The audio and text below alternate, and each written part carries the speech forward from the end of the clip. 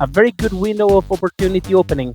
So you've got the chance of reaching people that believe in you, that have worked previously with you, and with that you can try to build something. And this is a chance you must take because it will not present itself again. Hi everyone, welcome to another episode of GameLogic Behind the Games. Today I'm joined by Francisco Bravo from BrewMasters Games. How are you, Francisco? Hey Mike, lovely to be here. Thank you for that invitation. Absolutely. I think I've mentioned in previous podcasts that, for me, I'm really keen to speak to a variety of people across lots of different locations. And you are, correct me if I'm wrong, you're currently based in Santiago in Chile, right? Yeah, that's correct. Lovely. Is it hot in Santiago? Yeah, it's been hot for the last few months, and in fact, we had a very ugly, some very ugly fires near to the Santiago's coast. So yeah, it's been a very complicated summer. Oh, I'm sorry to hear that. Are the vineyards open? Are you spending much time over there yet? Vineyards? No, I'm not really close from them, and I haven't spent much time close to a vineyard in the last few years. Yeah. I really appreciate you coming on today, Francisco, especially considering you're pretty busy in the run up to GDC. As we talked today, we're right at the end of February, so by the time this is released, I think GDC would have passed. But some interesting times for BrewMasters Games at the moment, and I guess you guys are hoping to make some great connections at GDC in a few weeks' time, right? Yeah. This will be our second GDC. We have a lot of expectations in terms of already ongoing conversations with some publishers. We have a great partner we have been working with in Rocket Ride Games as our agent.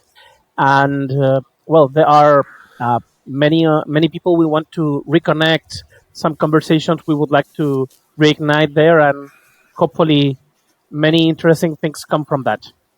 Brilliant. And if it's okay, I'd just like to talk a little bit more about your journey, because it's a really interesting one, as so many of these are. You started as a repair technician. You spent quite a bit of time working with consultancy, including Ernst & Young, one of the big four, and you're now studio head at BrewMasters Games, which is really unique. So talk me through that and talk me through how you got to your current role. Sure. Well, I studied computer science. I was quite fond of computers since I was a child. I started with an Atari, probably. I'm not so young, so the Atari was my first introduction to computers. And then BASIC and, probably QBasic. I don't really remember the exact language, but as many people from a young age, I became quite fond of playing with hardware. So when I began my studies in computer science, I also had I was like a freelancer computer technician. Had the chance of helping out with my dad's business at the time. I also was hobbyist in 3D web page development and things like that. So I would say that I did many different things. Initially just as a hobbyist, and then as a way of earning money while young. And always quite fond of video games. I would say that my main game machine was a PC. I didn't have. I'm not really sure why, but I didn't have so much access to video game consoles. With some friends, perhaps, and but until I would say I was at the university, I really didn't have a console of my own, right? And I became quite fond of the idea of one day developing games. That's probably a game many of us have. And after finishing college, I forgot to mention that my my thesis at college was related to the general concept and some very rough technical ideas and conceptual art regarding the concept of working with MMOs, right? That was, well, 2005. And as such, WoW was a very, very big thing at the moment. Um, so that whole world was something that really passionate, a really great passion for me. Um, After college, I got a chance of meeting a friend online, and while I was working at a telecom company, um, I I created my first video game company with that person. It was called Quatic Games, uh, almost 20 years ago, and we did quite some interesting things with J uh, J2ME. uh, Basically mobile prehistoric mobile history, right? um, and well, I would say that it was my first experience in that journey in creating our own games, our own uh, applications. We did some uh, comic platforms when just to provide some context for people that might be much younger than myself. This was a time where there were no Apple or Android markets, right? That was not a common thing, and it was like a jungle in the sense that each mobile was sometimes completely different, even from a operation from an OS perspective. So the fragmentation you had in terms of platforms, it was quite wild. And although it was a great experience, we were a little bit naive, and things did not work out as we expected. So I would say that I continued my trajectory from the data side of things. I became uh, quite close to the. It was called at the time. Probably that's a concept already phased out. Um, I became quite familiar with the um, business intelligence business. It's probably today part of the analytics branch of things, right? And as such, I became part of a consultant company on which I had the chance of working on a video game concept as well. I thought that advert gaming, gamification, and analytics had a great chance of providing services for more traditional companies. That was a very interesting part of my career as well. And while doing that, I also, within that company, I became also the lead research and development guy in terms of working working on creating um, a group of people that could work on delivering these wacky ideas. In particular, we began working with a group of astrophysicists in order to, Wow. yeah, with computer vision, AI, deep neural networks, Yeah. and all that kind of stuff. When it wasn't so cool as it's now, right? Well, I would say that we are in a post deep neural network revolution phase. Of course, now it's after all the sorry, forgot the exact concept. After all the um, Gen AI, it's probably much more streamlined. We are not Yeah. even probably so aware of what happens behind the lines, but we were working with things when they were not so developed, right?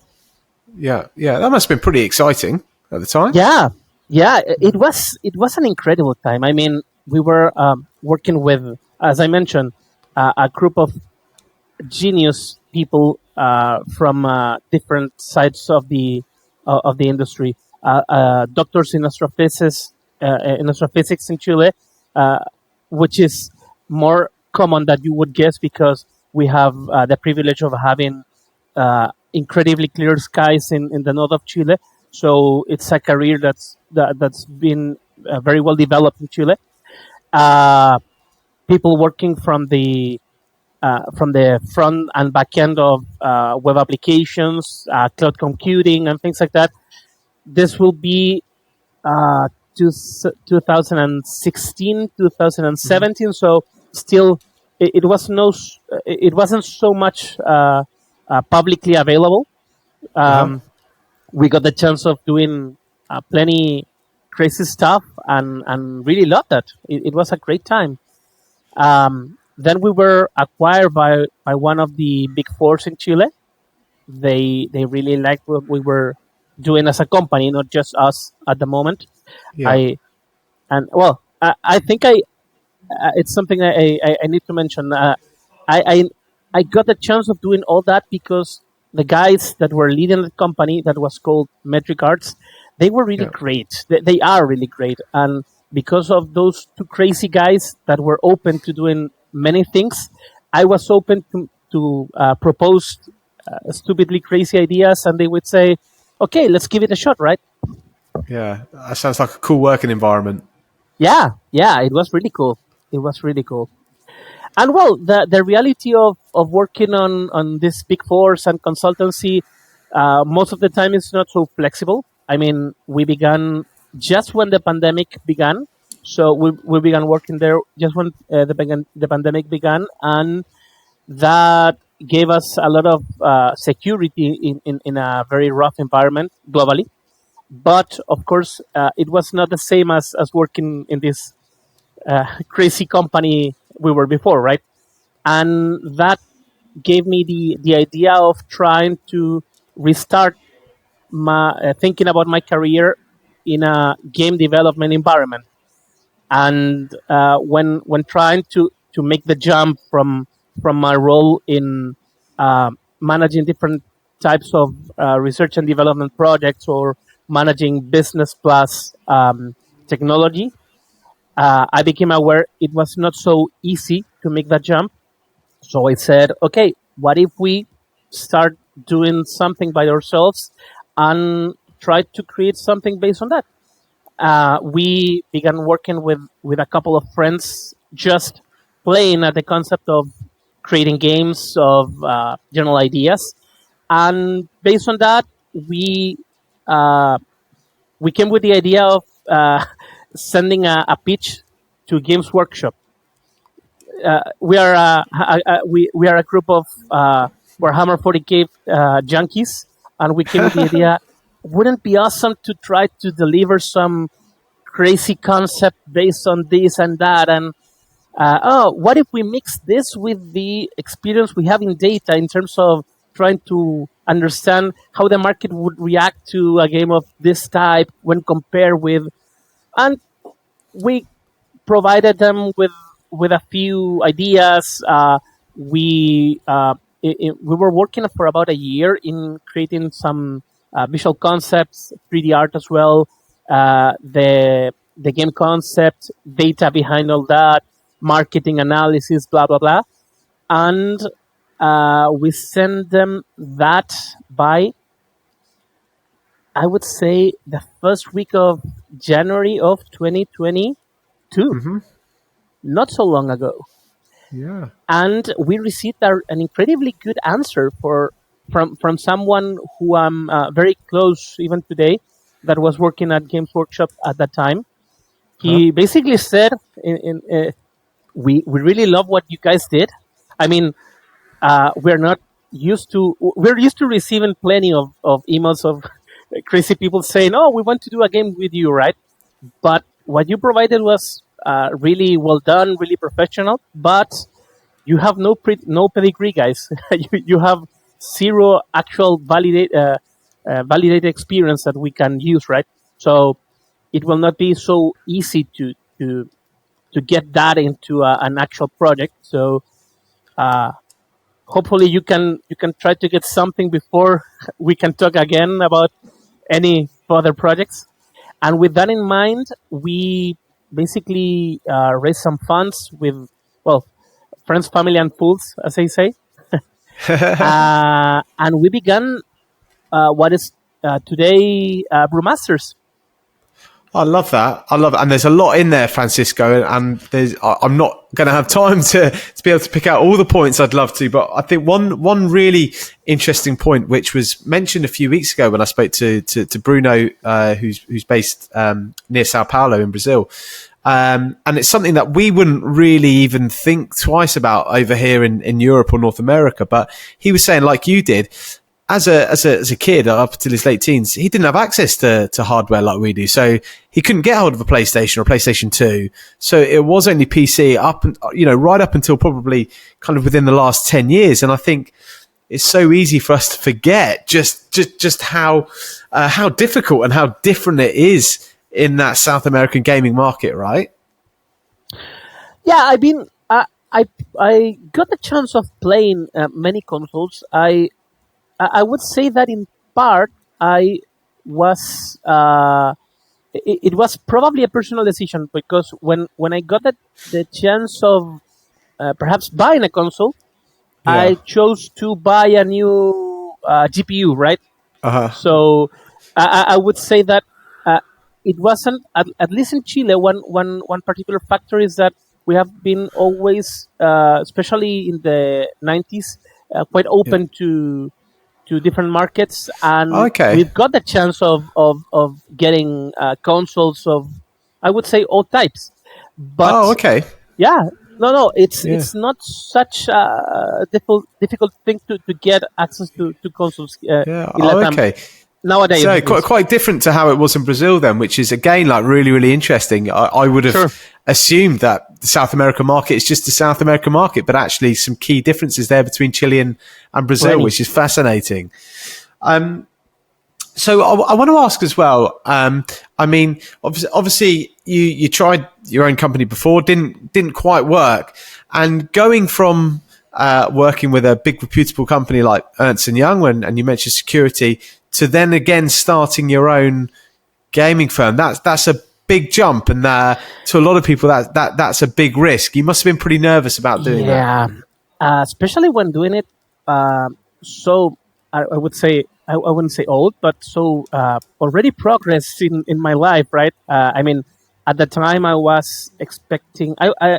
We already had our first child, but the thing is that I wasn't really enjoying what I was doing at the moment. I wasn't really happy, and that is something that really hit me. I was I was preparing myself to be the best father that I could, but I wasn't really happy at the moment. I was professionally speaking.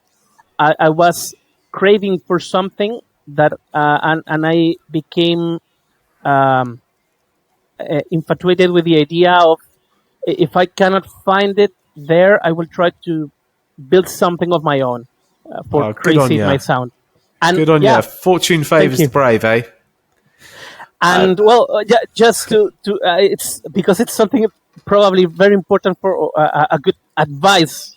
Um, I was really supported by my wife, by my partner there. That is something that really helped me out, because I wanted to be this guy that was really faithful with what he believed. So my wife told me, okay, this is your chance. I mean, you got a very good uh, general review from the guys at Games Workshop. You got a no, but you got a very good no, right? It wasn't that it was just a door shutting down. It was a door shutting down, but a window, a very good window of opportunity opening. So you've got the chance of Yeah. reaching people that believe in you, that have worked previously with you, and with that you can try to build something. And this is a chance you must take, because it will not present itself again. I think that's a really refreshing view on things, and I totally agree. The message back from Games Workshop, as I would certainly see it. No's aren't all the time the best things to hear, but it's a great opportunity to learn and overcome something. And you saw the opportunity, so kudos to you. I think Thank you. that's an awesome story.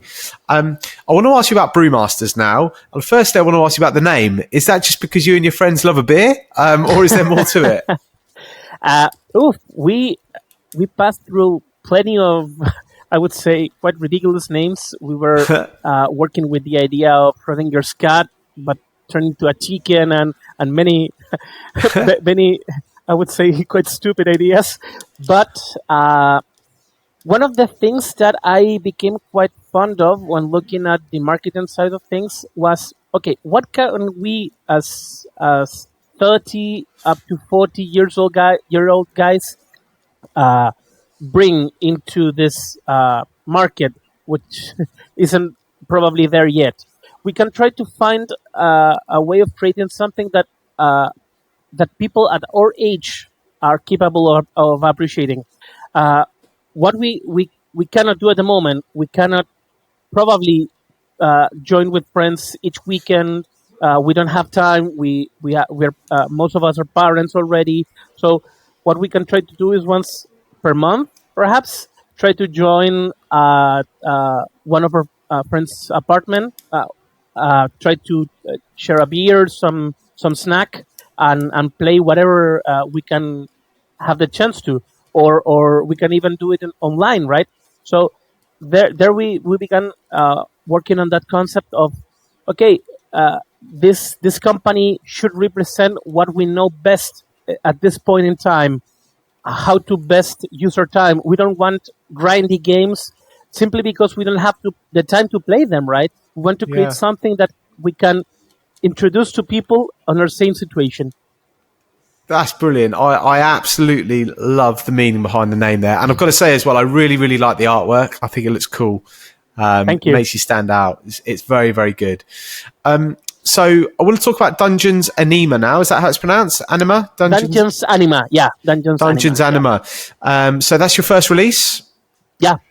Yeah. Tell me about it. I haven't played it, I'll be honest. But yeah, tell me about it. Tell me about the ideas behind it and what was your contribution to it and how did it go? Uh, well, we began with this whole concept. We have been working for Games Workshop, and we said, okay, we cannot simply take this and try to reuse it into another game. At the time, it was, uh,